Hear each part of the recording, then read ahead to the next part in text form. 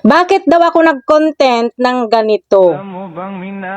Yan, eto guys is post ko kaninang umaga. Akala daw niya bawal ang mga lip-sync. So ang pagle-lip-sync po guys, okay lang po yan as long as walang copyright. Pero kung merong copyright, yung music na ginamit mo, wag na wag mo po nang gawin. Lalong-lalo na kung hindi ka pa monetize. Kasi makikita mo naman guys kung may copyright siya o wala, makikita mo doon sa mismong video mo. Dahil nga, hindi naman porket na lip-sync na, copyright na lahat.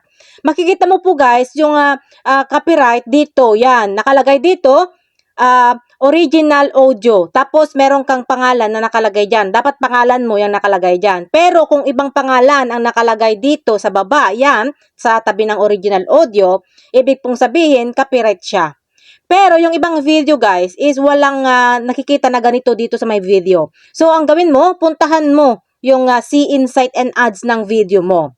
Yan, ito yan. Pindutin natin yan.